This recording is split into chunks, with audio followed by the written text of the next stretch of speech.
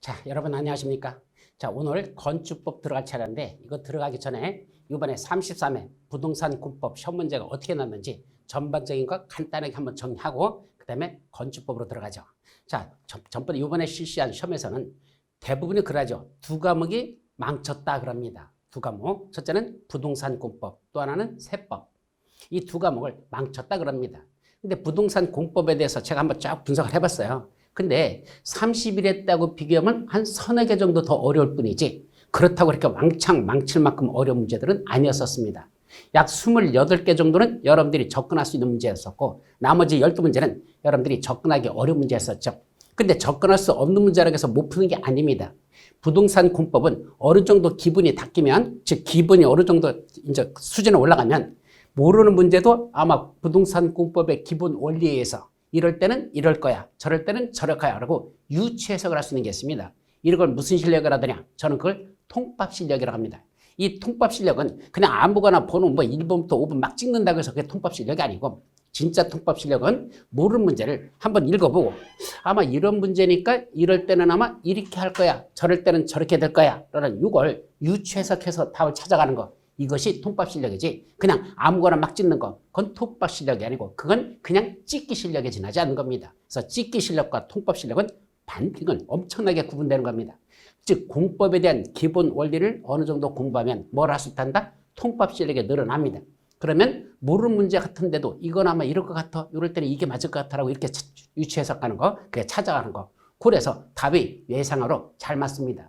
자, 시험 볼 때는 100% 이건 과락이었어. 아무리 봐도 이건 도대체 내가 점수가 40점 넘을 수가 없어. 근데 나와가지고 절망한 상태에서 다시 벌어보니까 아니야, 이것도 맞았어, 이것도 맞았어, 이것도 맞았어. 통밥 실력이 있으면 그렇게 나온다는 얘기입니다. 그러면 평균 60점은 어느 정도로 가까이 정도는 나오지, 망쳤다고 하는데도 60점은 나올 수 있는 거, 이것이 부동산 공법이라는 얘기입니다.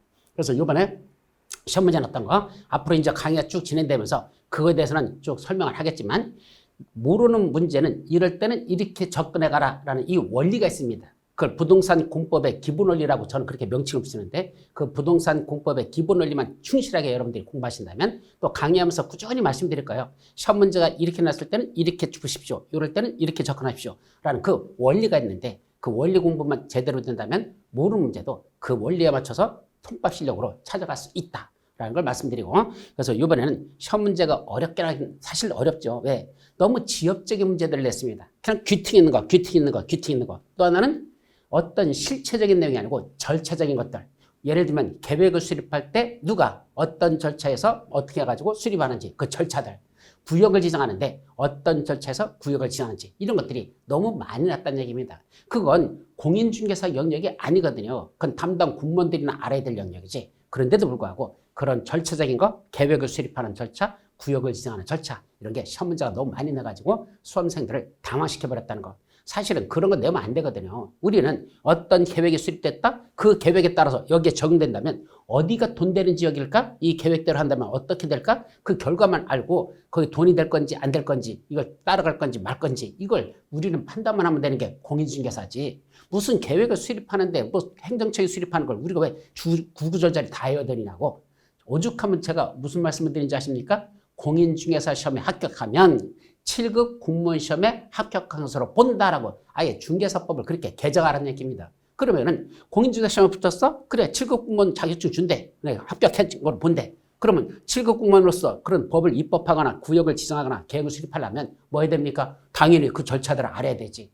그런데 공무원들이 해야 될 절차를 왜 공인중개사 보고 외우라고 하느냐고. 공무원 시험에 합격한 거로 인정도 안 해주면서 그런 문제를 말한다? 대단히 싸가지 없는 문제다, 이런 얘기입니다. 그래서 그런 것들은 출제하면 안 되는데도 불구하고 최근에 출제 경향이 계속 높아지고 있고, 그래서 할 수 없이 그 절차도 공부하다 보니까 분량이 늘어나는 것이고, 그래서 수험생들이 공부할 때 힘들어한다, 이 소리입니다. 자, 어쩔 수 없어요. 출제위원 맘이니까. 그러나 우리는 그에 맞춰서 공부하려다 보니까 분량이 늘어날 수밖에 없는 거고, 그 절차를 외우는데 상당히 힘이 들더라, 이런 뜻이죠. 그래도 어느 정도만 하면 28개 정도는 여러분들이 접근할 수 있는 문제였으니까 그렇게 어려운 건 아니었다라고 말씀을 드리죠. 그래서 평상시보다는 좀 생소한 문제들이 워낙 많다 보니까 30년 만에 한 번 나는 문제들이 한 10문제가 났으니까, 그동안 한 번도 안 났던 거야, 평생. 이전까지는. 그게 한 10문제 이상이 났으니까 당연히 당황될 수밖에 없죠. 어렵죠. 그러나 공부에 기본이 돼 있다면 답 찾아가는 데는 그래도 60점 넘어가는 데는 크게 문제가 없었다라는 게 부동산 공부의 총평이고 그거에 대한 내용들은 진도가 나가면서 앞으로 하나씩 짚어보면서 확인하도록 할 겁니다. 자, 오늘은 무슨 법 나가죠? 건축법에 살펴보고 다음 주에 마지막으로 기초 입문 강의에서는 다음 주 주택법하고 농지법 그걸 살펴보도록 하죠.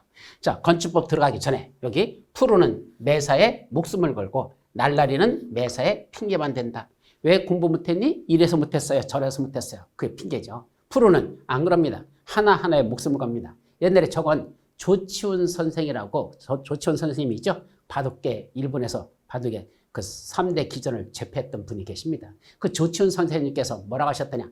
당신은 바둑을 둘 때 어떤 자세를 둡니까? 라고 기자가 질문을 했어요. 그때는 그 조치훈 선생님께서 말씀하시기를 나는 바둑 한 수 한 수에 목숨을 건다 그랬습니다. 그게 제가 수십 년 전에 그 딱 들으면서 뇌리를 땅 때렸습니다. 그래, 저게 무슨 자세야? 프로의 자세야. 프로는 어떤 일을 하든지 하나하나에 목숨을 건다. 참 멋지 말이죠.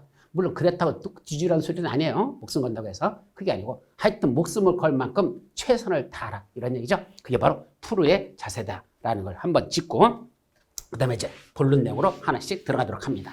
첫 번째, 건축법은 전체적으로 어떤 내용을 다루고 있을까? 한번 흐름을 보도록 하죠. 자, 건축법 전체적인 체계도. 근데 다른 법률에 비해서 건축법은 큰 체계를 잡는 게 그리 중요하지는 않아요. 왜냐하면 막 순서가 왔다 갔다 해도 관계는 없어. 왜냐하면 시험 문제 낼 때 꼭 지엽적으로 내거든요. 절차를 모르고 있어도 요럴 때 요거에 관한 내용이다. 옳은 거 틀린 거. 요거에 관한 내용이다. 옳은 거 틀린 거. 이런 식으로 지엽적으로 냅니다. 더더군다나 이번 33회 때 시험 문제는 정말로 지엽적인 문제들을 냈었습니다.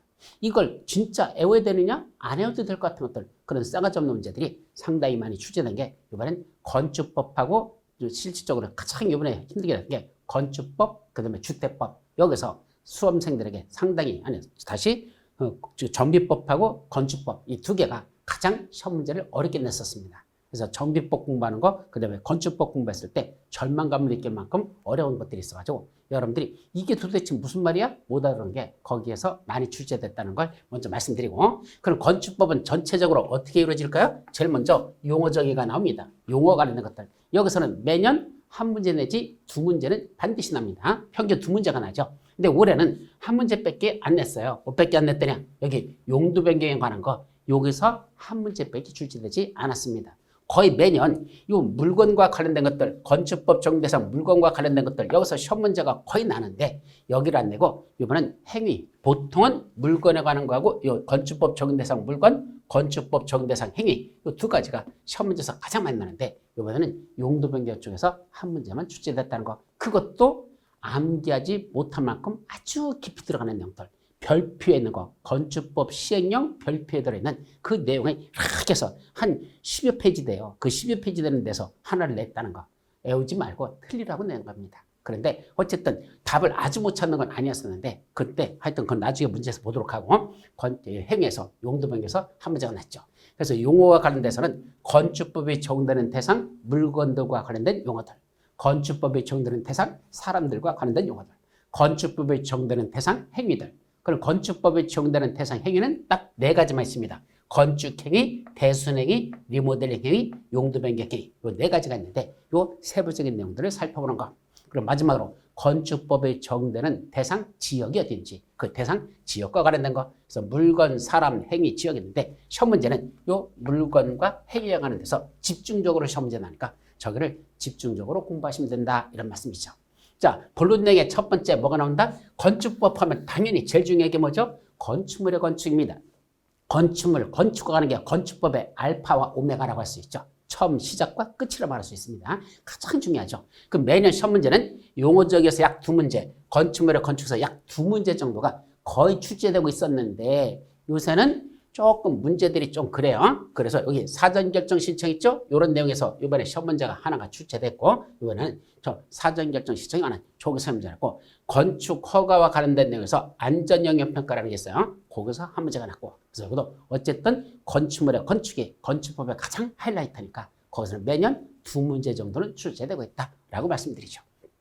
자, 그 다음에 건축물의 건축과 관련된 게 끝나고 나면 건축물의 유지와 관리. 자, 건축물이 완성이 됐습니다. 그럼 사용 승인 받고 사용하면 되죠.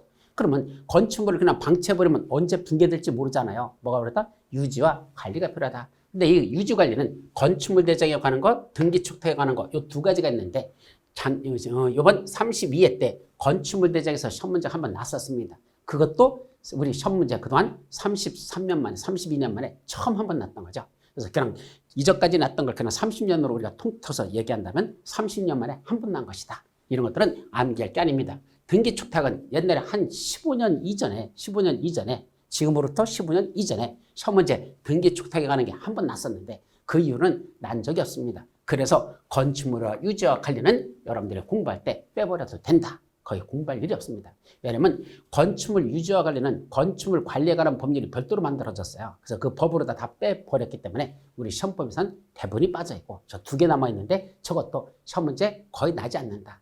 근데 저걸 안 난다고 이제는 장담할 수가 없습니다. 왜요? 출제원들이 어떤 식으로 시험 문제를 해야 되냐? 성적을 못 나오게 하기 위해서는, 즉 합격률을 줄이기 위해서는 여러분들이 평상시에 공부 안 하는 것들, 별로 중요하지도 않은 거, 그런 데만 골라서 내려고 아예 눈에 쌍심 지키고 내는 것 같습니다. 그래서 공법이 어렵다고 하는 이유가 정말로 알아야 될 내용을 시험 문제 내는 게 아니라 이건 몰라도 되는 것들, 여러분하고 관계없는 것들, 그걸 골라서 시험 문제 내려는 아주 놀부 같은 심부에서 시험 문제를 내고 있다는 얘기입니다. 그래서 여러분들이 아예 안 난다고 장담 못해요. 그래서 어느 정도 먼저 공부할 것들이 있고 중요한 것들부터 먼저 공부하고 그게 어느 정도 공부가 됐다 싶으면 거기서 또 범위를 조금씩 더 넓혀가는 거. 그 다음에 넓히는 거죠. 한꺼번에 넓혀서 공부하면 절대로 못 따라갑니다. 따라서 중요한 거 먼저 정리를 해놓고 이게 공부가 됐어? 그럼 조금 더 범위 넓혀서 조금 더 넓어져. 그것도 됐어? 그럼 조금 더 넓혀봐. 이런 식으로 가면서 가야 되지. 처음부터 뭐 미주알, 고주알 다 본다. 불가능합니다. 그래서 기본서를 800페이지를 넘는 책들도 부동산공법은 수두룩합니다. 제가 이제까지 봤던 부동산공법 기본서 중에서 가장 많이 쓴 책을 봤더니 1200페이지 쓴 적이 있었습니다. 한 10여 년 전에 어떤 교수님께서 쓰셨는데 무려 1200페이지야 기본서가.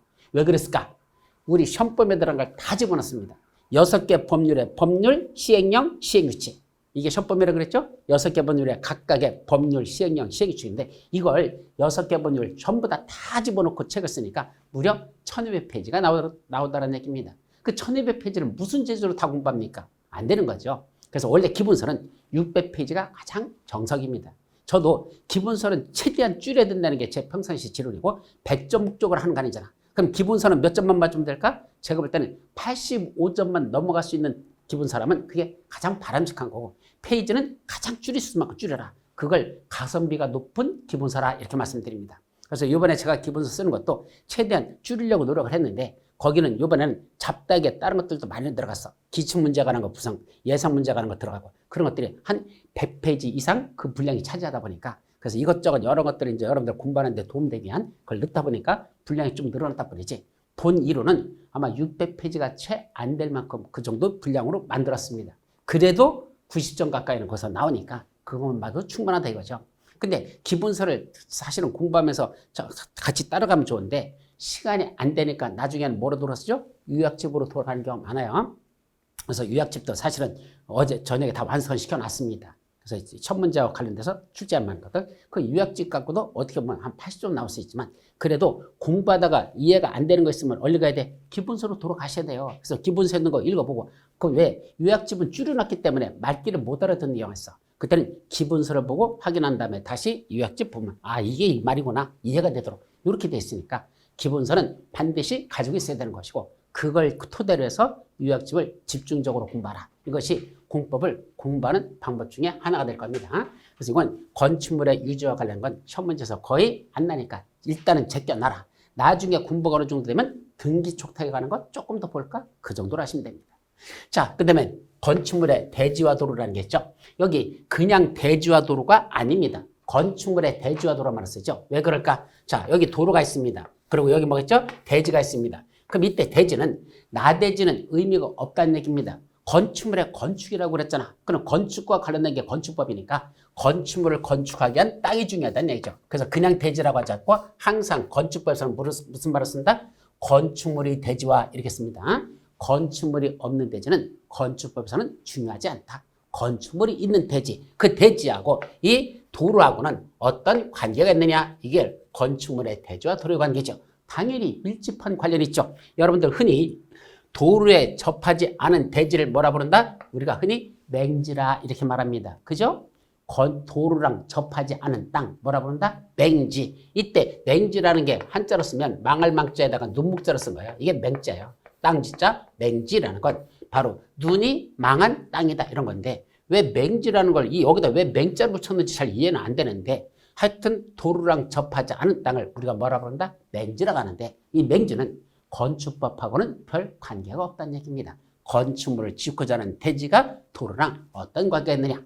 접해야지만 우리가 건축물을 지을 수 있다. 이거거든요. 그럼 이 대지는 첫째 뭐 할 것? 안전해야 된다는 얘기입니다. 건축물을 지을 땅이잖아. 따라서 대지가 안전하지 못하면 지은 건축물도 붕괴돼 버립니다. 모래 위에 지은 집 무너진다 그랬죠. 그걸 한자 수거로 뭐라죠? 사상누각.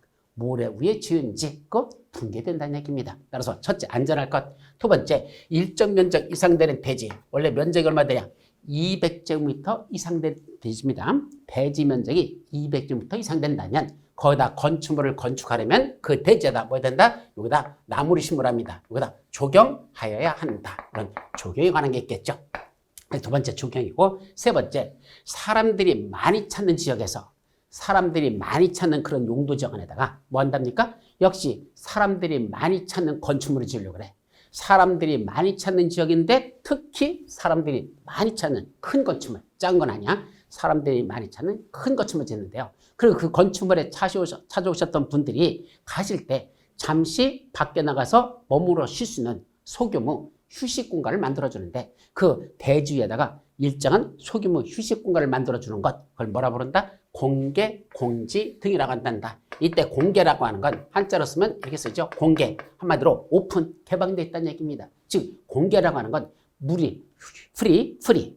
영어로 다 자유가 아니고 프리는 여기서 무료라는 뜻입니다. 즉 사람들에게 돈 받지 않고 무료로 쉴 수 있는 공간을 만들어주는 걸 그걸 공개, 공지, 빈 땅이라는 뜻이죠. 공개, 공지 또는 공개, 공간 합쳐서 공개, 공지 등이라고 부르는데 그 공개, 공지 등을 어떤 지역에서 어떤 건축물을 지을 때 그걸 설치해야 될까? 어떻게 설치할까? 그런 내용들이 나옵니다. 이 셋 중에서 요새 건축물의 대지와 돌아가는 파트가 거의 시험 문제가 지금 안 나고 있어요. 보통 이전까지 최근 6년 동안에 한 번밖에 안 났다는 게 좀 특성입니다.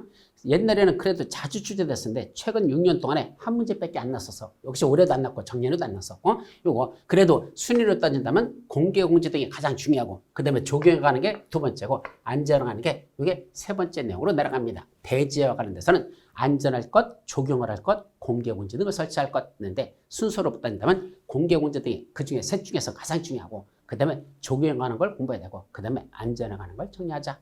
두 번째 대지와 도로에서 도로를 어디다 지정하거나 폐지하거나 변경하려면 뭐가 필요하다? 이해관계인의 동의가 필요하더라. 도로를 어디다 지정하려면 그 주변 사람들한테 물어보라는 얘기입니다. 자, 여러분 여기다 도로 만들려고 하는데 어떻게 생각하십니까? 지정하거나 폐지할 때도 이해관계인들의 동의를 받아야 된다. 이것이 핵심이고 그럼 대지와 도로는 어떤 관계가 있을까? 당연히 밀접한 관련이 있죠. 그중에 여기 건축선이라는 말이 나오는데 이 건축선은 뭐냐 하면 원래는 대지와 도로의 관계에 있어서 건축물을 건축할 수 있는 선, 이걸 건축선이라고 합니다. 즉 대지 안에다 건축물을 지을 때 어디까지 건축물을 지을 수 있느냐? 그거는 도로랑 접하고 있는 선이죠. 원칙적으로 도로와 대지가 접하는 선, 이 선에 바짝 붙여서 건축물을 이렇게 짓는 거 된다 안 된다? 된다. 그때 요 노란 선을 뭐라 본다? 이걸 우리가 건축선이라고 합니다. 도로와 대지가 접하는 선. 근데 이때 도로를 여러분들은 차도만 생각하시는데 차도만 도로가 아니야. 인도도 도로입니다. 그래서 인도 끝나는 곳에 딱 접혀서 인도 끝나는 곳에 딱 붙여서 그 대지에다가 바짝 붙여서 건축물 짓는 거. 대부분의 건물들은 그런 식으로 실제로 상가 건물 같은 건 대부분 그렇게 져 있습니다. 이렇게 짓는 게 원칙이라는 얘기입니다. 근데 여기에 건축선에 대한 예외가 있습니다. 어떤 예외? 요 노란 선이 건축선이 아니고 대지 안으로다 건축선이 후퇴합니다. 후퇴한다는 건 대지 안으로 건축선이 밀려 들어간다는 얘기죠. 이렇게 밀려 들어가. 그래서 요 빨간 선 뒤로만 건축물을 지어야 되지 빨간 선 앞쪽으로는 짓지 말랍니다. 즉 여기는 공간으로 그냥 비워둬야 되지 여기는 건물 짓지 말랍니다. 대지지만 여기는 원래 대지죠? 대지로 돼 있죠? 근데도 불구하고 대지 면적으로 인정되지 않는 경우도 있고 대지 면적으로 인정되는 경우도 있지만 어쨌든 요 안에는 건물 짓지 말라라는 이렇게 해서 빨간 선이 뭐가 된다? 건축선이 되는 그런 예외도 있다는 얘기입니다. 그래서 건축선이 뭐냐라고 물으면 이런 도시적에서 건축물을 건축할 수 있는 대지와 도로와의 관계에 있어서 건축물을 건축할 수 있는 이 선을 뭐라 부른다? 건축선이라고 한단다. 선 뒤로만 져야 되지 선 앞으로 나와서 질 수는 없다. 이런 걸 건축선이랍니다. 그런 것들은 실제로 실무에서도 중요한 거거든요. 그런데 생각보다 시험 문제가 요새 최근에 계속 안 나고 있단다. 중요한데도 불구하고 아직은 안 나고 있다. 그렇다고 안 할 수는 없어요. 중요한 거니까 공부할 건 암기하셔야 된다는 것. 그거까지 말씀드리죠. 자, 그 다음에 뭐가 나오죠? 건축물의 구조, 재료, 설비라는 말이 나옵니다. 이때 구조, 재료, 설비라는 건 이게 이 파트가 문제인데 건축법 전체를 통틀어서 가장 분량이 많은 데가 구조, 재료, 설비입니다. 별의별 구조와 관련된 것들, 별의별 설비와 관련된 것들, 별의별 그 내용이 가는 게 엄청나겠습니다. 근데 그 수많은 내용을 전부 다 외운다? 불가능하죠. 불가능합니다. 엄청나게 내용이 많습니다. 거기서 시험 문제 나면 뭐한다? 너나 풀어라 하고 그냥 찍는 수밖에 없습니다. 암기할 수가 없을 만큼 워낙 많은 내용들입니다. 올해도 이 속에서 한 문제가 이어서 시험 문제가 출제됐습니다. 그래서 그 관련된 구조에 관련된 것들, 설비와 관련된 것들, 설비와 관련된 게 이번 시험 문제 한 문제 났는데 그거 일일이 다 못 외운다. 그냥 몇 가지만 찍어서 정리하시고 거기서 시험 문제 나오면 다행이고 안 나면 어쩔 수 없습니다. 거기는 그냥 잘 읽어보고 상식적으로 이게 맞을까 틀릴까 찍는 수밖에 없지 그거는 접근할 수 있는 문제가 아니다.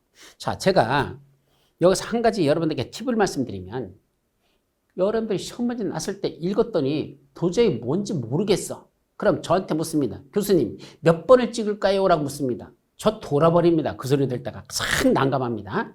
몇 번을 찍을까요? 그거는 전혀 의미가 없는 겁니다. 그건 뭐와 똑같죠? 아까 말했듯이 그건 그냥 찍기 실력으로 가는 겁니다. 그건 찍기 실력으로 갈 게 아니고 잘 읽어보고 이런 내용이니까 아마 이럴 때는 이게 맞을 것도 같은데 이건 아닐 것 같은데 이 통밥 실력을 찾으려고 노력하셔야 되지 통밥 실력을 미리 포기해놓고 그냥 찍기 실력으로 간다? 그거는 진짜 미련 곰탱이들이 하는 일입니다. 따라서 몇 번을 찍는 게 중요한 게 아니라 읽어보고 나서 그 다음에 이게 맞다? 이게 맞을까? 이게 맞을까? 잘 생각하고선 이런 내용이니까 아마 이럴 때는 이게 맞겠지? 하고 이렇게 찾아가는 거. 그러다 보면 아닌 것들이 있는 거였어. 이건 제껴라.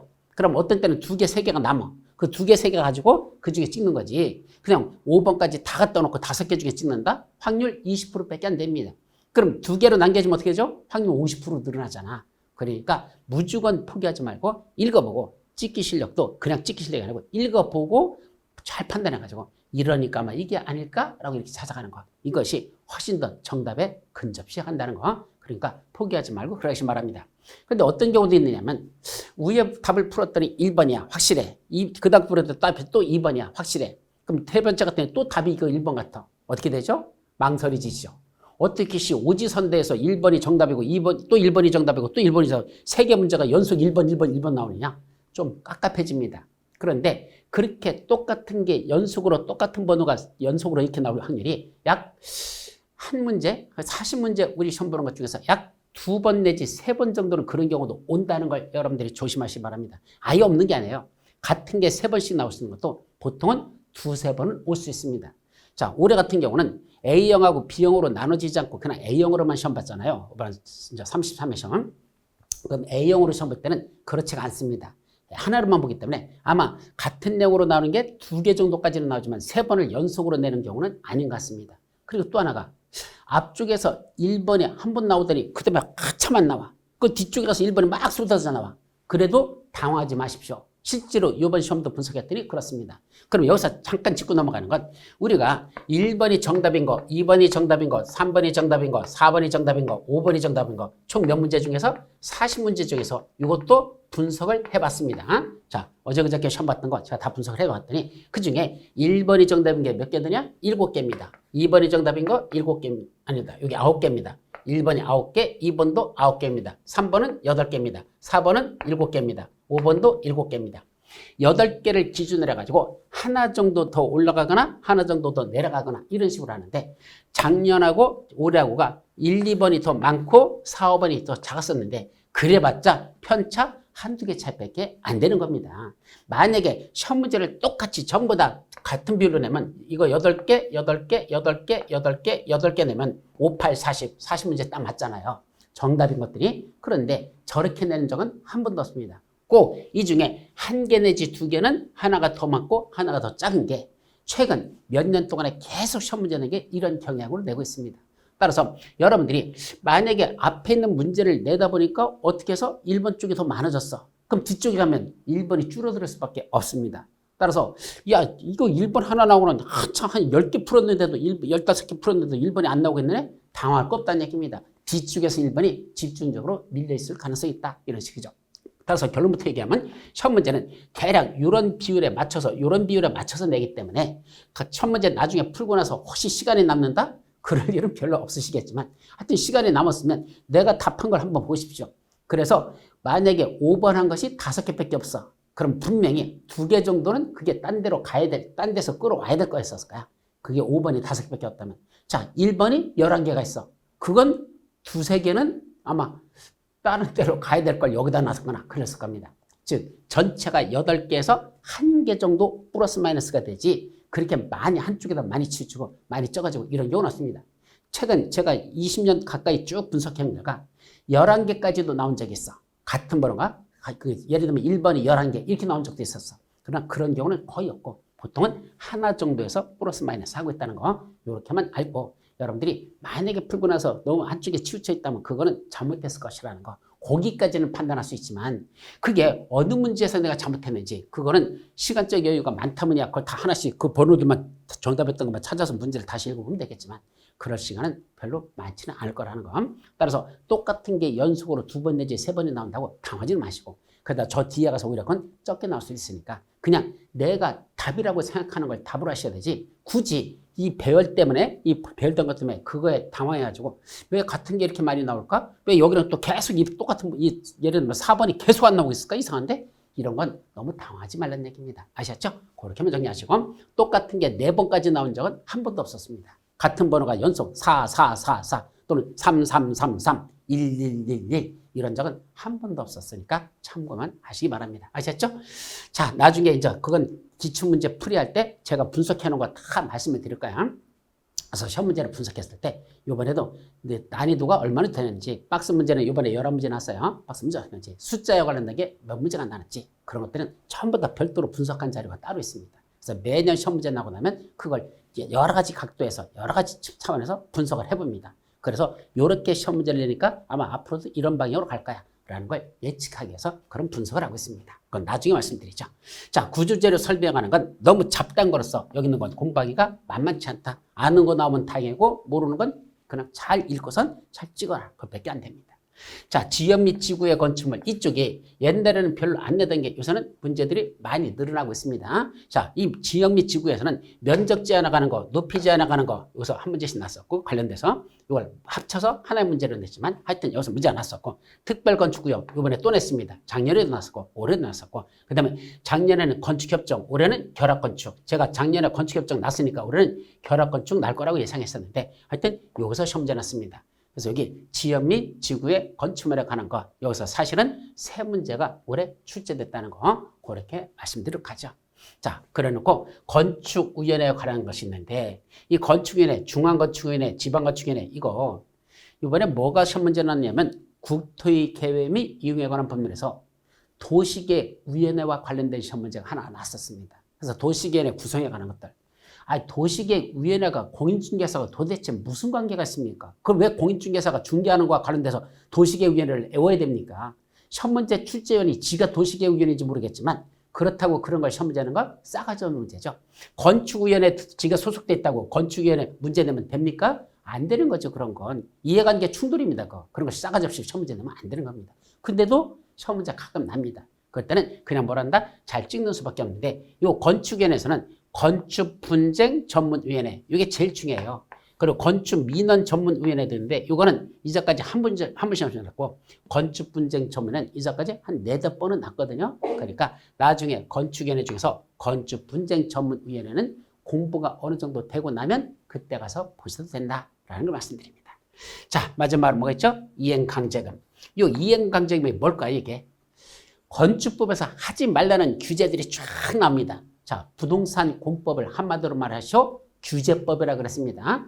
여러분들이 가지고 있는 토지나 건축물 같은 부동산에 대해서 네 멋대로 하지 마라는 규제를 하는 걸 뭐라 부른다? 부동산 공법이란다. 그럼 여기서는 건축물 지을 때 함부로 짓지 말라고 규제하는 것들이 쫙 들어있잖아요. 이걸 뭐 하는 사람이 되죠? 꼭 위반하는 청개구리 같은 분이 계시더라는 얘기입니다. 그럼 그분들 내버려 둡니까? 안 되죠. 뭐하죠? 원상회복 명령을 먼저 내립니다. 당신 허가받고 지렸는데 그냥 줬어? 불법 건축물 철거하세요. 원상회복 명령을 내립니다. 자, 당신 건폐율 몇 퍼센트, 용적률 몇 퍼센트 이런 구조로 지어라 라고 법에 되는데 위반해서 지었어? 그 부분 뜯어내세요. 철거하세요. 라는 원상회복 명령을 내리죠. 근데 이행하지 않습니다. 그럼 어떡할까? 그 원상회복 명령을 이행할 때까지, 원상회복시킬 때까지 반복적으로 일정한 금전적 부담을 부과시키는 걸 우리 뭐라 부른다? 그걸 이행 강제금으로 한단다. 이행을 강제시킨다. 철거하라는 걸 이행하라고 강제로 시키는 겁니다. 근데 강제 물리력으로 행사하는 게 아니라 돈으로 다 부과시키는 겁니다. 돈을 낸다는 거죠. 이행 강제금이라는 돈을 내게 합니다. 그러면 한번 부과했어. 당신 철거했더니 안 했어? 자, 1,000만 원 내세요. 부과시켰어. 자, 한참 지나서 또 가봤더니 아직도 철거 안 했어. 또 부과합니다. 또 1,000만 원 내세요. 그래도 철거 안 해? 또 냅니다. 반복적으로 계속 부과 징수할 수 있죠. 1년에 2회 이내에서 지방자치단체 조례로 정하는 횟수를 부과할 수 있다. 이렇게 되어 있습니다. 그럼 1년에 한 번 부과하는 지역도 있을 것이고 어느 지역은 1년에 2번 부과하는 지역도 있어. 3번 부과는 안 됩니다. 1년에 2회 이내에서 구체적으로 한 번을 부과시킬지 2번을 부과시킬지는 그 해당 지방자치단체에서 만든 법이 뭐죠? 지방자치단체가 만든 법, 전번 조례라고 하는데 그 조례로 정한 거기 보면 즉 건축조례라고 있어요. 건축조례 들어가면 이거 한 번만 부과한다. 우리 지역에서는 2번 부과한다. 그런 게 거기 써 있으니까 그대로 부과하는 건데 반복적으로 한 번만이 아니라 이행할 때까지 계속 부과시키는 걸 뭐라 부른다? 이행 강제를 하죠. 제가 강의하다 보면 수강하신 분들께서 중간에서 여러분들이 제가 이전까지 봤던 분만 해도 한 10명은 됐던 것 같아요. 10분 되는 분들이 찾아오십니다. 그래서 종이축지를 냅니다. 교수님, 이거 이행강제금 부과 대상이라는 개고라는 건 경고장이죠. 미리 알린다는 얘기입니다. 자, 이행강제금 부과 대상이라고 이렇게 사진하고 첨부해가지고 이렇게 날라왔는데 이거 내야 되는 겁니까? 안 내야 되는 겁니까? 라고 해야죠. 그럼 뭐란다? 빨리 철거하십시오. 그 철거 안 하셨다가는 그때는 나중에 이행강제금 진짜 부과했다는 고지서입니다. 그래서 철거해가지고 그 부분을 사진을 찍어서 갖다 시청에다 그걸 제출하셔야 됩니다. 이렇게 해야죠. 근데 철거하는 것도 무조건 다 뜯어내는 게 아니라 뜯어내는 방법이 있어요. 나중에 진도 나가다 그걸 빠져나가는 요령에 대해서는 나중에 다시 설명드릴 테니까 어쨌든 이행강제금 부과라는 게 사실은 건축법에서 대단히 중요한 거고 여러분들 이해가는 게 직결되는 것들이죠. 저런 건 나중에 공인중개사한테도 찾아오거든요.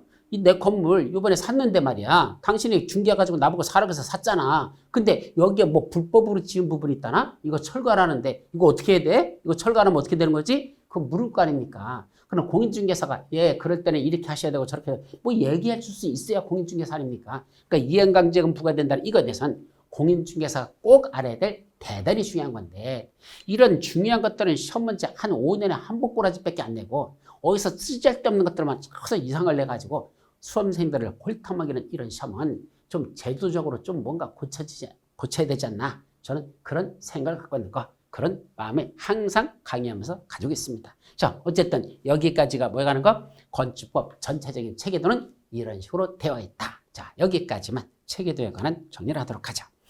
자, 그 다음에는 이제 잠시 쉬었다가 우리 용어정의부터 이제 우리 어떤 것들이 건축법에 중요한 내용이 있는지 그것들은 우리 잠시 쉬었다가 하나씩 살펴보도록 합니다. 자, 쉬었다 갑니다.